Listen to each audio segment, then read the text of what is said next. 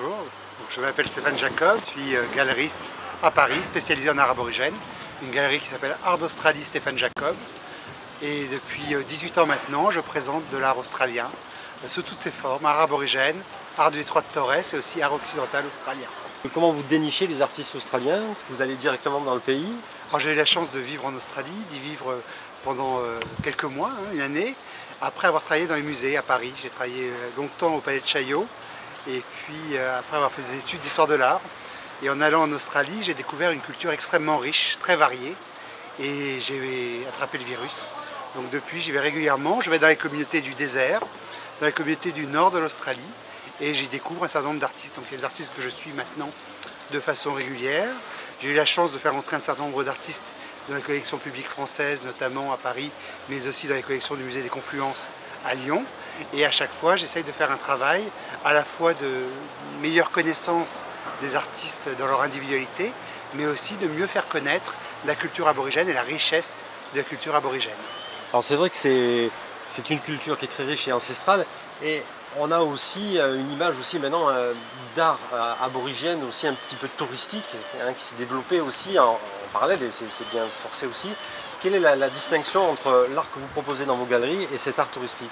Alors c'est la grande richesse et la grande complexité de l'art aborigène, c'est que justement c'est un art qui à la base est une peinture de sens. L'art aborigène raconte des épisodes du temps mythique du rêve. Le temps mythique du rêve, c'est le temps de la création par des grands ancêtres. Au temps de la création de ce monde, il y avait des ancêtres qui sont sortis de terre, qui sont partis sillonner l'Australie pour lui donner sa forme actuelle. Lorsqu'un aborigène naît quelque part, il va naître sur le lieu de passage d'un ou de plusieurs ancêtres. Il va donc raconter ses histoires dans ses actes de la vie quotidienne, mais aussi dans sa peinture, dans les chants, dans les danses. Dans la peinture en particulier, ces histoires sont des histoires familiales, identitaires. Donc que les œuvres soient des œuvres touristiques ou des œuvres beaux-arts, elles ont toutes le même substrat. La difficulté ensuite, c'est effectivement de faire la différence entre une œuvre d'aéroport et une œuvre majeure. Les aborigènes, lorsqu'ils ont envie de faire une œuvre rapide, une œuvre touristique, parlent de rubbish painting, une œuvre poubelle.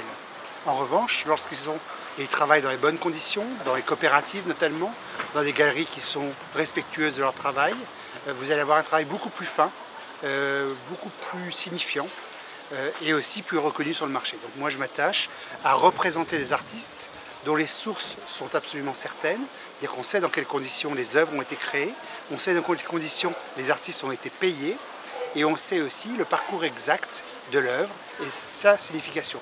Et ce n'est pas un cousin, une cousine, un voisin qui a fait l'œuvre, mais vraiment l'artiste lui-même, dans les meilleures conditions possibles. C'est une gage de qualité aussi. C'est une gage de qualité, c'est un gage d'authenticité. Ce qui est certain, c'est que comme toute forme d'art, le talent, c'est quelque chose de très subjectif. Moi j'ai mon œil, c'est ma vision aussi. J'ai une certaine idée de ce qui me plaît, de ce qui ne me plaît pas. Donc il y a les œuvres d'artistes qui sont des artistes confirmés, mais je fais aussi des découvertes et régulièrement des artistes dont c'est la première fois que je vois une œuvre, mais j'adore, et donc moi je travaille beaucoup par passion. Justement, parlez-nous des œuvres que vous avez autour de vous. Alors là, vous avez ici par exemple une œuvre très intéressante de Jenny Lewis. Vous remarquez que je la tiens d'ailleurs un peu en biais, dans n'importe quel sens. À l'origine, les œuvres sont des œuvres sur le sol. Elles sont toutes réalisées à plat, même le sol. Les artistes sont assis en tailleur et peignent autour de l'œuvre, à quelques centimètres de la surface à peindre. Il n'y a jamais de dessin préliminaire dans une œuvre aborigène. Les artistes sont assis au-dessus et peignent. Il y a d'abord un fond, ensuite des points et ensuite c'est relié. Vous voyez qu'à chaque fois on retrouve des petits points qui sont parfois très dissociés et parfois qui sont en revanche mouvants, mélangés, comme pour donner l'impression d'énergie, de vitalité. La peinture aborigène est une peinture d'énergie. On peut la voir aussi bien à plat, même le sol, accrochée au mur à l'horizontale ou à la verticale, et pourquoi pas, comme au musée du Quai Branly, où Jean Nouvel a eu l'idée de les présenter au plafond. Je fais souvent référence, lorsque je présente des peintures aborigènes, à Mary Poppins. Imaginez Mary Poppins sur les trottoirs de Londres, lorsqu'elle va sauter dans le dessin et accéder à une autre dimension. C'est vraiment quelque chose de très important dans la peinture aborigène, cette impression d'accéder à une autre dimension. Et dans une peinture comme celle-ci, c'est vraiment un voyage vers l'extrême, un voyage vers un ailleurs, auquel nous invite cet artiste, Jenny Lewis Nampanggardy, originaire de la communauté de Yuan-de-Mou, en plein désert central. J'ai voulu, pour Aix-en-Œuvre, présenter deux aspects de la culture aborigène. La peinture du désert, qu'on connaît un petit peu, qu'on connaît mal. On parle souvent de la peinture arborigène. Les gens qui connaissent mal font souvent cette faute. C'est bien sûr aborigène, les peuples de l'origine, ab-originés.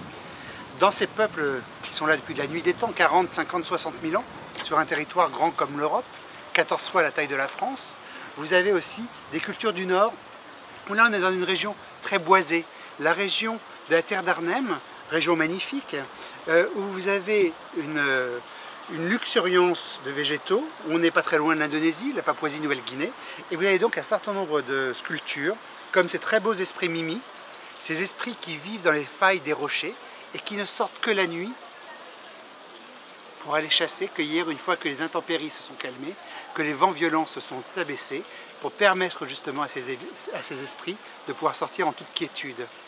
C'est également eux qui ont appris aux hommes la chasse, la danse, la musique. Ils détiennent également le secret des plantes médicinales. Donc à Aix, je présenterai une sélection de sculptures et de peintures aborigènes.